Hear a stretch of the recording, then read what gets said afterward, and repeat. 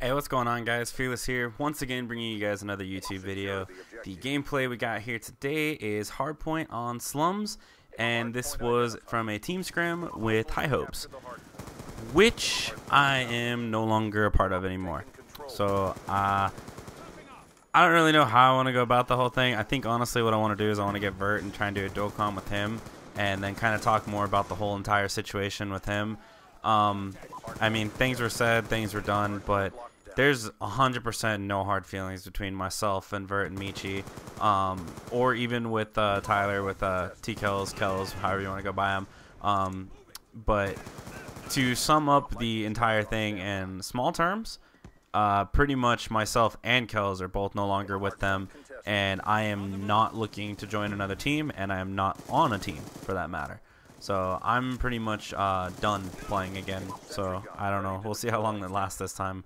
I mean, you say you're done, and then it's just like a month goes by, and you're just like, wow, I really want to play again, and then you find yourself playing again. So I'm pretty sure that eventually I'm gonna find myself in that same situation once again. So we'll see what happens. On a side note, what about that camo? Come on, please tell me anyone else likes the panda camo. So I know that they came out with all those camos a while ago, and that was the first one that caught my eye. Don't know why, just had to go with the pandas. I'm not gonna lie, I was really excited when I heard about the bacon camo. Yeah, haha, fat jokes. I don't care. But that's kind of more so because of Epic Mealtime. But when I first heard about the bacon camos, I got a little excited, and then I kind of saw people using them, and they just really weren't that great. So in the end, I ended up getting the panda ones. I think I tweeted it or something like weeks ago now, since they've been out for so long, about which camo should I get or something, or you know, pick and choose between this or that. And I don't know, the only camo I ever got was the panda one. So I don't know, I might eventually get the graffiti one, or I don't, you know, honestly I don't know. But that's not what this commentary is supposed to be about. So yeah, anyways, that was just a kind of brief update as far as the team situation, and like I said, I'll talk more about that in like a dual comm with Vert. Want to try and let him kind of get a little bit out of there, and you know, he can talk about whatever he'd like to, and he can explain it. But what this commentary I wanted to kind of be about was about coaching, honestly. I was going to kind of have it based about, do you think coaching is necessary type thing. Obviously, I've, personally have coached in the past. I have experiences of coaching Obey back in Modern Warfare 2 for Nationals, and coaching recently at MLG Dallas, coaching Icons Black, which was formerly known as Caliber Gaming, then turned into Icons Black, etc. Now, my personal take is yes, truly believe that coaching is necessary, even for Call of Duty. Now, it's argued tons of ways about why it can or cannot be necessary, and it kind of just really depends on how you want to go about whether it can or cannot be necessary. And no doubt, there's definitely a lot of teams that, a coach is not necessary for. It really depends on your team itself. I mean, the perfect example, like Envy. Rambo pretty much coaches the team while playing. He's like, the in-game coach. If you have someone like him on your team that's doing that, you don't really need a coach. But, some teams, they need to focus solely on the playing aspect of things and aren't going to catch certain things. I mean, as far as the obvious things that you would do as a coach, there's helping like your team out with strategies. You want to help them with, when it comes down to their setups, routes, etc., breakouts. That's a huge thing for any team. Not, whether you're coaching or not. Like, you always want to make sure the first thing you do is come up with your breakout strategies. Everything else is kind of situational plays. You're going to have your anchors that need to rotate at a specific time. You're going to have your sub players that always need to be, maintaining hill positions.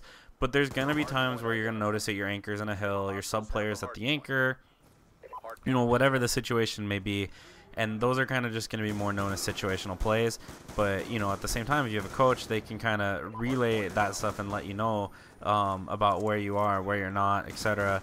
And you'll kind of get a little bit better of an idea as far as your strategies, your placings, and things like that. But another thing, the best way to compare something to is like actually to sports like NFL, NHL, baseball, etc. is, in sports, you're always watching tape. You're always going to watch tape of your opponents and study their game, study your game, etc. And obviously, when you're playing, you're not always going to have the time to go back and watch your team's games and see what you aren't doing wrong. if you have a coach in game, you can have them just stay in spectator and stay in codcaster mode. And I would personally recommend to like watch it from above and watch in like the codcaster position and watch like, you know, the map ahead, and you can kind of see where your team's going, who starts to drift away where they shouldn't, who's drifting the right ways. You know, find your weak points on the map, or, you know, where you struggle the most on covering one side, where you know where your power points are and your weakness points are, etc. And you can really kind of be able to use that, and then the coach will then take that in, and after each map, you know, you just real quickly address the little small key points, and then anything that's larger needs to be more addressed. You do it when you're done scrimming. And of course, I mean, you also want to have your team go with you too to watch your, you know, your games. That's something you always want to do, is go back and watch your games after. You want to see what your mistakes were and what your positives were. You want to know what you're doing right, and you want to know what you're doing wrong. There's a huge quote. I've used it before. Rambo uses it a lot.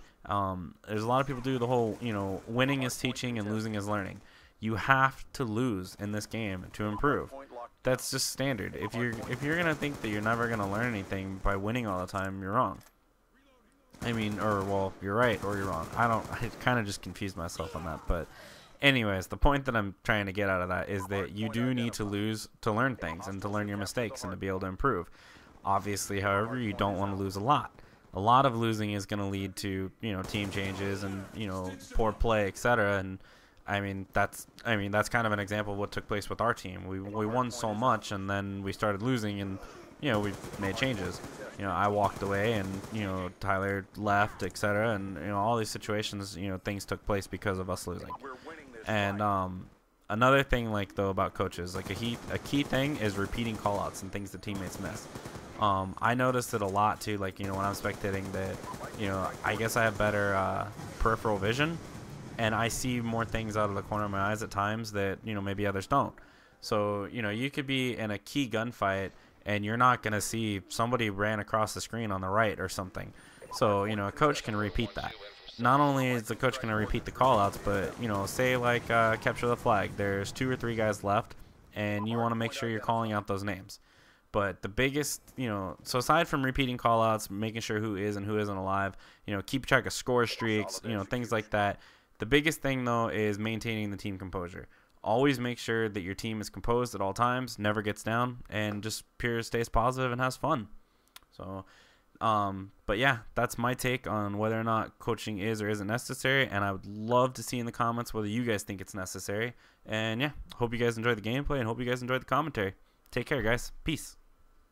Hey guys, feels good finally getting another commentary out there. Hope you guys enjoyed that video about my thoughts on whether or not coaching is necessary, and that quick little team update. Gonna try my best to get some more videos out here in the near future. If you haven't already, definitely check out the trailer to my montage. Pretty good job done by Callum. He's working on it hard to have it done soon. And yeah, leave likes, favorites, comments, all that fun stuff, guys. Take care. Peace.